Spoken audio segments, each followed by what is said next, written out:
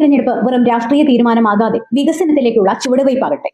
2026 കേരള നിയമസഭാ തിരഞ്ഞെടുപ്പിന് മുന്നോടിയായി BJP ദേശീയ അധ്യക്ഷൻ നിതിൻ നബീൻ പുറത്തിറക്കിയ തിരഞ്ഞെടുപ്പ് പത്രികയിലെ വികസിത കേരളത്തിനായുള്ള NDAയുടെ വാഗ്ദാനങ്ങൾ നോക്കാം. സാമ്പത്തികമായി പിന്നാക്കം നിൽക്കുന്ന കുടുംബങ്ങളിലെ വനിതകൾക്ക് പ്രതിമാസം 2500 രൂപ റീചാർജുള്ള ഒരു ഭക്ഷ്യ ആരോഗ്യ സുരക്ഷാ കാർഡ് നൽകും.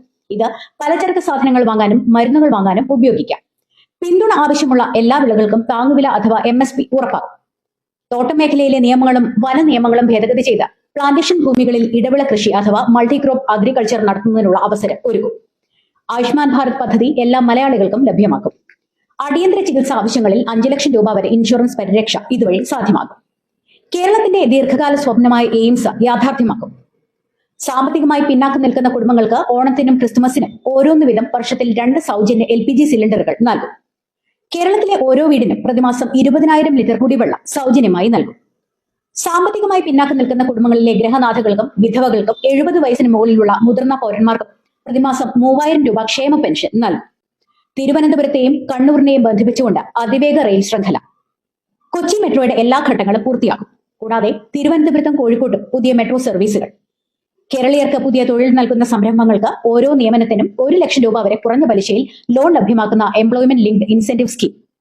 വിഴിഞ്ഞത്തെ ഒരു പ്രധാന വ്യവസായ കേന്ദ്രമാക്കി വികസിപ്പിക്കും. ഇതിനായി ship repair and marine engineering cluster, Nemom yard മുതൽ വിഴിഞ്ഞം തുറമുഖം വരെ എലിവേറ്റഡ് ഡബിൾ റെയിൽ പാത, തുറമുഖത്തിന് ചുറ്റും പ്രത്യേക വ്യാവസായിക ഇടനാഴി. അടുത്ത 5 വർഷത്തിനുള്ളിൽ സർക്കാർ വിദ്യാലയങ്ങളിൽ ഐച്ഛികമായി ഇംഗ്ലീഷ് മീഡിയം വിദ്യാഭ്യാസം ലഭ്യമാകും. ക്ഷേത്രഭരണത്തിൽ ഭക്തരുടെ പങ്കാളിത്തം വർദ്ധിപ്പിക്കുന്നതിനായി ദേവസ്വം ബോർഡുകൾ പുനഃസംഘടിപ്പിക്കും. ഇതിലൂടെ ശബരിമല, ഗുരുവായൂർ തുടങ്ങി എല്ലാ ആരാധനാലയങ്ങളും സംരക്ഷിക്കും.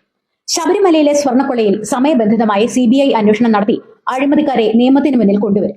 ഭക്തർക്കായി അടിസ്ഥാന സൗകര്യങ്ങൾ വികസിപ്പിക്കുന്നതിന് ശബരിമല അടിസ്ഥാന സൗകര്യ വികസന മിഷൻ ആരംഭിക്കും. മുല്ലപ്പെരിയാർ തമിഴ്നാടിന് വെള്ളം, കേരളത്തിന് സുരക്ഷ.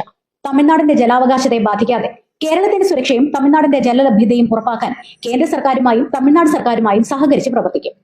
ഓരോ കോർപ്പറേഷനെയും നാടിന്റെ സാമ്പത്തിക വികസനത്തിന്റെ കേന്ദ്രങ്ങളാക്കി മാറ്റാൻ ഓരോന്നിനും പ്രത്യേകമായ വികസന പദ്ധതികൾ ആവിഷ്കരിക്കും. തിരുവനന്തപുരം കോർപ്പറേഷൻ IT ഇന്നൊവേഷൻ തലസ്ഥാനം. കൊച്ചി ഇന്ത്യയുടെ കപ്പൽ നിർമ്മാണ തലസ്ഥാനം. Kozhikode corporation health care medical innovation hub. Thrissur corporation കേരളത്തിന്റെ സാംസ്കാരിക വിനോദസഞ്ചാര തലസ്ഥാനം. കൊല്ലം കോർപ്പറേഷൻ സമുദ്രോത്പന്ന കയറ്റുമതിക്ക് മുൻഗണന നൽകുന്ന അന്താരാഷ്ട്ര നിലവാരമുള്ള blue economy cluster. Kannur corporation defence innovation hub. ഇനി ഒറ്റ ചോദ്യം മാത്രം: കേരളം ഇത്തരമൊരു വികസനം ഡിസേർവ് ചെയ്യുന്നില്ലേ? മാറ്റം വേണമെങ്കിൽ ഇത്തവണ തീരുമാനം മാറ്റണം.